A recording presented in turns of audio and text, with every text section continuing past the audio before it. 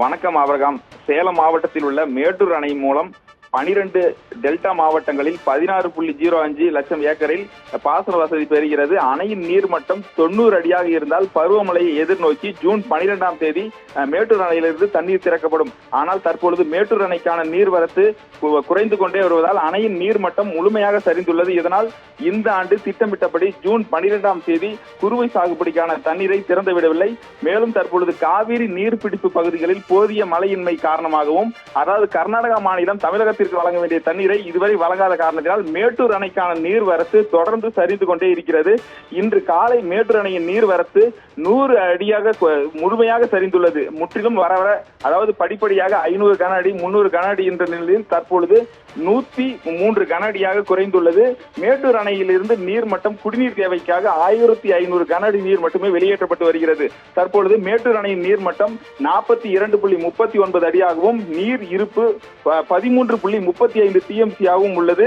இந்த நிலையில் தான் மேட்டூர் அணைக்கான நீர்வரத்து தொடர்ந்து சரிந்து கொண்டே வருவதால் மேட்டூர் அணையில் இருந்து பல்வேறு நீரேற்றும் திட்டம் மூலமாக 28 மாவட்டங்களுக்கு குடிநீர் வழங்கப்பட்டு வருகிறது.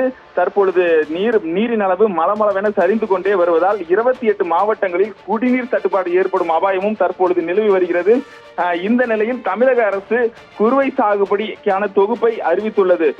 டெல்டா விவசாயிகளை பாதுகாக்கும் வகையில் 78.67 கோடி மதிப்பீட்டில் குறுவை சாகுபடிக்கான தொகுப்பை தமிழக முதல்வர் அறிவித்துள்ளார். ஆனால் இந்த குறுவை சாகுபடிக்கான தொகுப்பு அறிவித்த நிலையில் இதை எவ்வாறு பயன்படுத்துவது என்று டெல்டா மாவட்ட விவசாயிகளிடையே ஒரு கேள்வியாக எழுந்துள்ளது.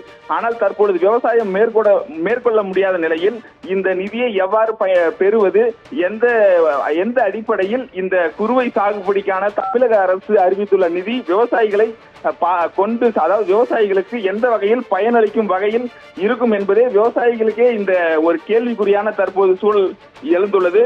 இந்த நிதியை பெறுவது குறித்து விவசாயிகளிடையே எந்த ஒரு ஆலோசனையும் யாரும் வழங்கப்படாததாலும் விவசாயிகள் இந்த நிதியை பெறுவதில் மிகப்பெரிய சிக்கல் உருவாகியுள்ளது. ஆபிரகாம், தொடர்ந்து இந்த மேட்டூர் அணைக்கான நீர்வரத்து சரிந்து கொண்டே வருவதால் எதிர்வரும் காலங்களில் 28 மாவட்டங்களில் குடிநீர் தட்டுப்பாடு ஏற்படும் அபாயம் அதிகரித்துள்ளது. தற்பொழுது குறுவை சாகுபடி முழுமையாக பாதித்த நிலையில் எதிர்வரும் காலங்களில் குடிநீர் தட்டுப்பாடு ஏற்படும் அபாயமும் அதிகரித்துள்ளது. ஆபிரகாம்.